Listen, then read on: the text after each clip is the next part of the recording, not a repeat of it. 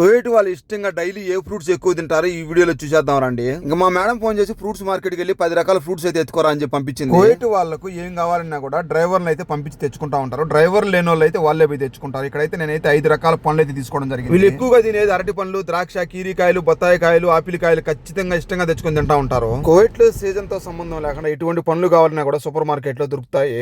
ఇదైతే చాలా పెద్ద వెజిటేబుల్ మార్కెట్. వెజిటేబుల్ సంబంధించిన ఫ్రూట్స్ గానీ కూరగాయలు గానీ మొత్తం అయితే ఇక్కడైతే దొరుకుతాయి. ఇక్కడ ఉండే కూరగాయలు, పండ్లు మొత్తం చాలా వరకు బయట దేశాల నుంచి తెచ్చుకొని అయితే అమ్ముతా ఉంటారు. కువైట్ లో చాలా వరకు క్వాలిటీగా నీట్ గా అయితే అమ్ముతారు. ఒకవేళ చెడిపినా కూడా అయితే తీసి పక్కన పడేస్తారు. ఇక్కడ మనం పోయినా కువైట్ వాళ్ళు పోయినా సూపర్ మార్కెట్ వాళ్ళతో సంబంధం లేకుండా మనకు ఇష్టమైంది, నచ్చింది, చెడిపోయిందా, బాగుందా చూసుకొని అయితే కొనొచ్చు. ఒకవేళ మనం తెలియక ఏదైనా చెడిపిన వస్తువు ఎత్తుకొని అది చెడిపినా కూడా వెనక్కి ఎత్తుకొని వస్తే మళ్ళా మనకు ఎలా ఉండింది అలాగా వేరేదైతే ఇస్తారు. ఇక్కడ కూరగాయలు, ఫ్రూట్స్ ఇలా బాక్సుల్లో పెట్టి పైన ఈగలు కూడా మళ్ళకుండా కవర్లో అయితే పెట్టి చాలా నీట్ గా అయితే అమ్ముతా ఉంటారు. ఇక్కడ ఉండే ప్రతి బాక్స్ మీద కూడా ఇది ఏ దేశం నుండి వచ్చింది, ఇది తీపి ఎక్కువ ఉందా తక్కువ ఉందా అని చెప్పి రేటుతో సహా స్టిక్కర్ అయితే వేస్తారు. కువైట్లకు అరబీ వస్తుంది కాబట్టి వాళ్ళకి నచ్చింది చదువుకుని మరి తీసుకుంటా ఉంటారు. మనం అయితే ఇలా అయితే చూసుకొని తీసుకోవాల్సిందే ఏది బాగుండేది అనేది. అన్ని దేశాలతో పాటు మన ఇండియా నుంచి కూడా కూరగాయలు అన్ని వస్తా ఉంటాయి ఇక్కడికి. మనం ఇక్కడ కొనాలంటే మనకు నచ్చినట్టు బాక్సులైనా కొనుక్కోవచ్చు, లేదా కిలోల ప్రకారమైన కొనుక్కోవచ్చు, 1-2 కాయలైనా కూడా కొనుక్కోవచ్చు. ఇంకా చివరిగా నేనైతే మా కువైట్ వాళ్ళకి ఇక్కడ 6 బాక్సులు అయితే తీసుకున్నాను. మా కువైట్ వాళ్ళు రెగ్యులర్ డైలీ అయితే ఈ ఫ్రూట్స్ అయితే తింటా ఉంటారు. ఇక్కడ ఒక బాక్స్ వచ్చేసి దినార్ అయితే ఉండదు. 6 బాక్సులు 6 దినార్లు అయితే టోటల్ గా బిల్ అయితే నాకు పడింది. ఇండియా డబ్బు దాదాపు 1500 పైన అయితే అవుతుంది.